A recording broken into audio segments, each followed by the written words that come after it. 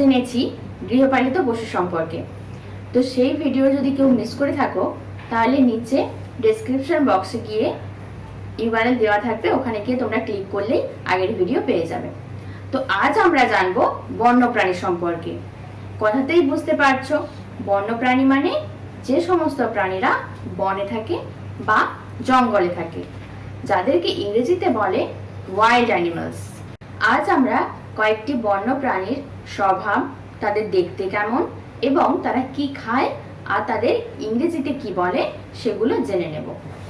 তো আমরা প্রথমেই কাকে বলবো? প্রথমেই বলবো বনের রাজাকে। তোমরা কি জানো বনের রাজা কাকে বলে? বনের রাজা বলে সিংহকে। এই দেখো তার ছবি চলে এলো। বনের রাজা কে? সিংহ।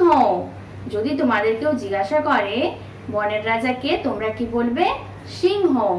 আর যদি তোমাদের কেউ জিজ্ঞাসা করে who is the king of the jungle, তখন তোমরা বলবে lion is the king of the jungle.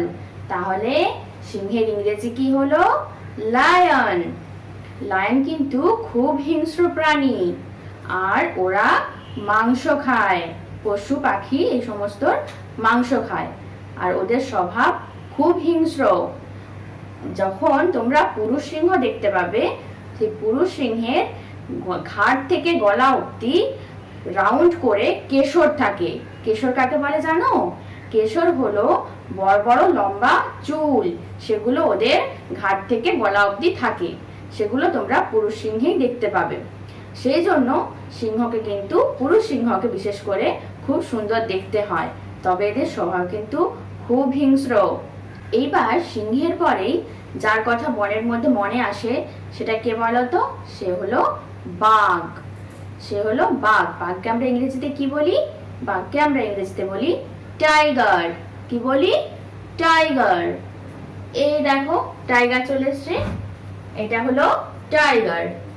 এদের স্বভাবও কিন্তু সিংহের মতোই হিংস্র এবং এদের নখগুলো কিন্তু খুব ধারালো হয়। কারণ কি? এরাও মাংসাশী প্রাণী, এরাও কিন্তু মাংস খায়। আর এদের দেখো খুব সুন্দর দেখতে। এদের গায়ে হলুদ, গায়ের ওপর কালো ডোরাকাটা দাগ থাকে। এই বাঘকে বলা হয় রয়্যাল বেঙ্গল টাইগার। আমাদের দেশে কোথায় রয়্যাল বেঙ্গল টাইগার দেখা যায়? আমাদের সুন্দরবনে গেলে এরকম রয়্যাল বেঙ্গল টাইগার তোমরা দেখতে পাবে। আর এই বাঘকে কি বলা হয় জানো? বাঘকে বলা হয় জাতীয় পশু। বাঘ ভারতের জাতীয় পশু। যদি তোমাদের কেউ জিজ্ঞাসা করে যে ভারতের জাতীয় পশু কে, তোমরা কি বলবে? ভারতের জাতীয় পশু হলো বাঘ। ইংরেজিতে জিজ্ঞাসা করলে কি বলবে? ইংরেজিতে যদি তোমাদের কেউ জিজ্ঞাসা করে যে who is the national animal in India, তখন তোমরা বলবে tiger is the national animal of India. আমরা রয়্যাল বেঙ্গল টাইগারের সম্পর্কে জানলাম। এরপর আমরা আরেক ধরনের বাঘের সম্পর্কে জানবো, সেটা হলো কি? চিতা। এটাকে ইংরেজিতে চিতাই বলে। এটা কি? চিতা। চিতা দেখো বাঘের মতোই দেখতে, আর এরও হলুদ শরীরের ওপর কালো ছোট ছোট দাগ থাকে। তো এই প্রাণীটির নাম হচ্ছে চিতা। এরাও কিন্তু খুব হিংস্র প্রাণী হয়, আর এরাও খুব জোরে দৌড়ায়। আর অন্যান্য বাঘের মতো এরাও মাংসাশী, এরাও মাংস খেয়ে বেঁচে থাকে। এরপর আমরা যে প্রাণী সম্পর্কে জানবো সেটা হলো হরিণ। হরিণকে ইংরেজিতে কি বলে? হরিণকে ইংরেজিতে বলে ডিয়ার। কি বলে? ডিয়ার। ডিয়ার কিন্তু খুব শান্ত স্বভাবের হয়, আর সেরকমই ও কিন্তু খুব জোরে দৌড়য়। আর দেখো ডিয়ারকে কিন্তু খুব সুন্দর দেখতে। এদের হলুদ গায়ের ওপর বা বাদামি গায়ের ওপর সাদা ছোট ছোট ডট থাকে। আর দেখো এদের শিংগুলোও কিন্তু খুব সুন্দর আঁকাবাঁকা, সেই জন্য এই প্রাণীটিকে দেখতে খুবই সুন্দর হয়। আমরা আগে জানলাম বনের রাজা সম্পর্কে। বনের রাজা কে বলতো? বনের রাজা সিংহ। বনের রাজা কে? সিংহ, যাকে ইংরেজিতে কি বলে? লায়ন। এইবার তোমরা বলতে পারবে যে বনের মধ্যে বা স্থলভূমির মধ্যে সবচেয়ে বড় প্রাণী কোনটি? এই দেখো সবচেয়ে বড় প্রাণী হলো হাতি। একে ইংরেজিতে কি বলে জানো? একে ইংরেজিতে বলে এলিফ্যান্ট। হাতিকে ইংরেজিতে কি বলে? এলিফ্যান্ট। এই হাতি এমনিতে তো খুব শান্ত স্বভাবের হয়, কিন্তু যদি এরা রেগে যায় তাহলে কিন্তু এরা ঘর বাড়ি গাছপালা সব তছনছ করে দিতে পারে। দেখেছো এদের শরীরটা, দেখেছো কত বড়? এরা হলো স্থলভূমির মধ্যে সবচেয়ে বড় প্রাণী। আর এদের পুরুষ হাতি যারা থাকে তাদের দুটো বড় বড় দাঁত থাকে। আর এরা কিন্তু এত বড় দেখতে হলে কি হবে, এরা কিন্তু মাংস খায় না, এরা তৃণভোজী প্রাণী। এদের প্রিয় খাদ্য হলো ঘাস আর কলা গাছ। আর দেখো এদের কি সুন্দর লম্বা সুর আছে, এই সুরের সাহায্যে এরা গাছপালা ঘাস সমস্ত কিছু এরা খায়। হ্যাঁ, তো এবার আমরা এটা জেনে নিলাম কি, যে স্থলভূমির মধ্যে সবচেয়ে বড় প্রাণী হলো হাতি। এইবার আমরা জানবো স্থলভূমির মধ্যে সবচেয়ে লম্বা প্রাণী। তোমরা কি জানো সবচেয়ে লম্বা প্রাণী কে? সবচেয়ে লম্বা প্রাণী হলো জিরাফ। সবচেয়ে লম্বা প্রাণী কে? সবচেয়ে লম্বা প্রাণী জিরাফ। জিরাফকে ইংরেজিতেও জিরাফই বলে। ঠিক আছে, দেখো দেখো লম্বা, কত লম্বা একটা গলা। এই লম্বা গলা দিয়ে ওরা কি করে বলতো, উঁচু উঁচু গাছ, যে সমস্ত গাছের খুব লম্বা হয় সেই সমস্ত গাছের পাতা ওরা খেতে পারে। লম্বা গাছের পাতা খাওয়ার জন্যই ওদের গলাটা কিন্তু এতটা লম্বা।